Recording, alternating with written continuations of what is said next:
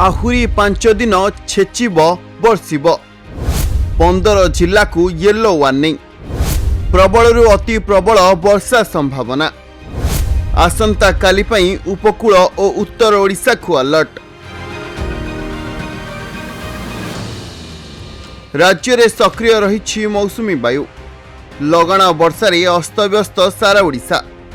तेबे आहुरी 5 दिन वर्षा जारी रहिबा नहीं पूर्वानुमान करिछि आंचलिक पाणीपाग विभाग।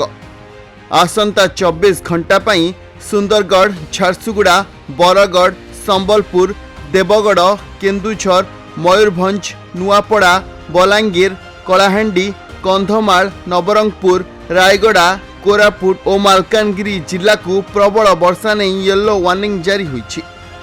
सेहिभଳି आसंता काली पूरा उपकूल और उत्तर ओडिशा समेत पश्चिम ओडिशा रे किछि जिल्ला रे घड़घड़ी बिजुली सहित वर्षा हेबार संभावना रही।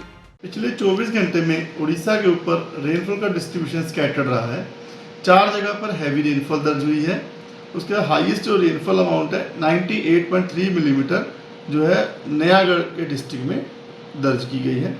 मैक्सिमम जो wind speed, gusty wind speed जो है 37 kmph भद्रक के रानीताल में जो है दर्ज की गई है।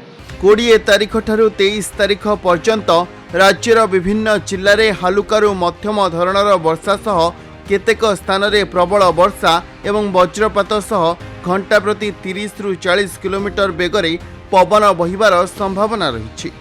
सेहिपरि राजधानी भुवनेश्वर और आखपाख अंचल रे आकाश आंशिक मेघुआ रहिबा सह वर्षा किंबा वज्रपातर संभावना रही।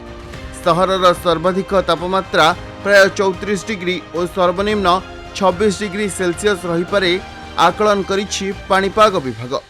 तो जो अभी उड़ीसा के ऊपर जो एक साइसर बना था, साइसर बना था साउथ उड़ीसा के ऊपर और नेबरहुड के ऊपर, अभी वो नॉर्थ कोस्टल आंध्र प्रदेश और एडजॉइनिंग साउथ छत्तीसगढ़ के ऊपर 5.8 किलोमीटर अबव मीन सी लेवल पर बना हुआ है। मानसून ट्रफ की बात करें तो मानसून श्री गंगानगर से होती हुई रोहतक, हरदोई, वाराणसी, रांची, उसके बाद सागर आइलैंड होती हुई साउथ ईस्ट दिशा में जाती हुई north west Bay of Bengal तक जा रही है और समुद्र सतह से 1.5 किलोमीटर ऊंचाई तक बनी हुई है।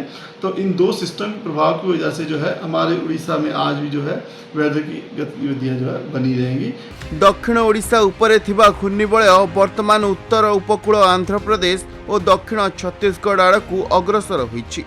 यह प्रभाव रे गत 24 घंटा मध्य नयागढ़, कलाहांडी और बरगढ़ जिलार केतेक स्थान रे प्रबल वर्षा होईछि। सर्वाधिक 10 सेंटीमीटर वर्षा नयागढ़ जिलार भापुर रे रेकर्ड करा जायछि। भुवनेश्वर चिरंजीव सेठी रिपोर्ट, नंदी लाइव।